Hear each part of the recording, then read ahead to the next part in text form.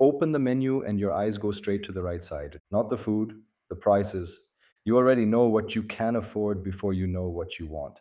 Everyone else is laughing about the wine list. You are doing math. And the strange part is, nobody at this table knows you are doing it. You smile, you nod, you say the appetizers sound great, but somewhere behind your face, a small calculator is running.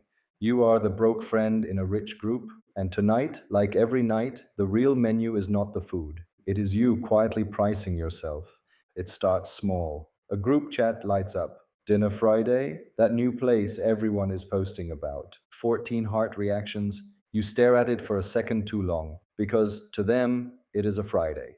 To you, it is a number. You could say no, but saying no too many times has a cost too. Slowly, you become the one who is always busy, the one who cannot make it, the one the plans stop including. So you go. You order the cheapest main and call it your favorite. You drink water and say you are cutting back. You laugh at the right moments. And when the bill lands in the middle of the table, someone says the most expensive sentence in the modern world. Let us just split it evenly. 4 words, and your whole week quietly rearranges itself around them. Here is what is actually happening to you. Your brain did not evolve to measure your life against billions of strangers. It evolved to measure your life against the people right next to you.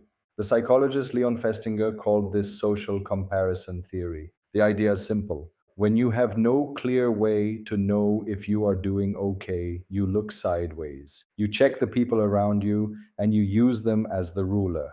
And that ruler used to be your village. Now it is a dinner table full of people doing better than you. So your raise, your job, your apartment, the things that felt fine on Tuesday suddenly feel small on Friday. Nothing about your life changed. Only the people standing next to it did. You did not get poorer between Tuesday and Friday. You just changed who you were standing next to. That is the trap. The broke friend is not a person. It is a position at a table, and the table is not innocent. The economist Thorstein Veblen had a phrase for this over 100 years ago: conspicuous consumption. The idea that people do not just buy things to use them, they buy things to be seen using them. The bottle that costs 4 times more does not taste 4 times better. It is not really about the wine, it is about the signal.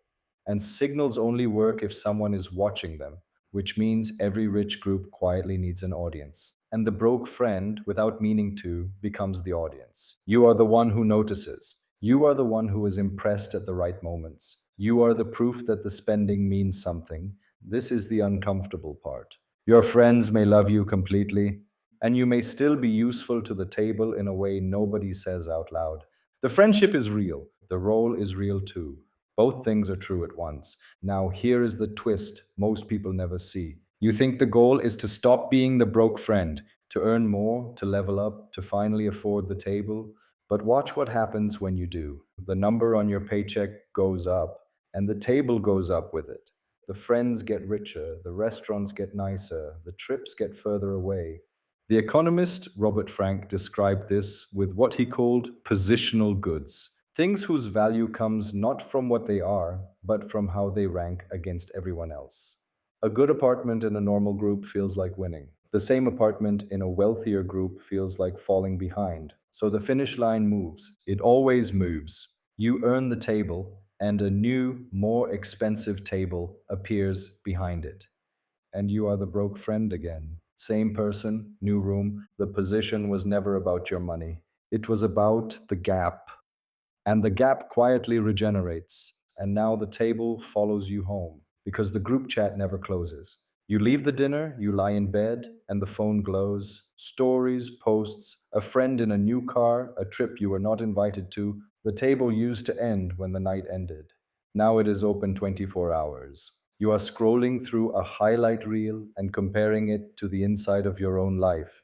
And your brain, that ancient sideways looking machine, treats every post like a person standing right next to you. So you feel behind at 2 a.m., alone, in the dark, for no new reason at all. Nothing happened. No bill arrived.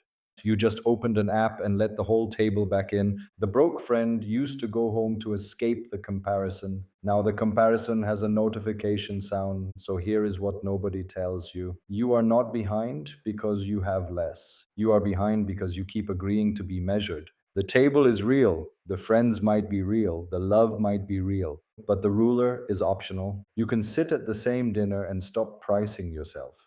You can let split it evenly be a number, not a verdict on who you are. Because the friend who feels broke and the friend who feels rich are often sitting at the exact same table, doing the exact same math, just from different chairs. And if this is what one dinner does to you, it is worth seeing what happens later. When the same people start treating you differently, the moment your salary actually changes. The menu was never really the food, it was always you. And you get to decide whether you are something to be priced. Tonight, when the prices pull your eyes to the right side of the menu, you can look back to the left and just order what you want.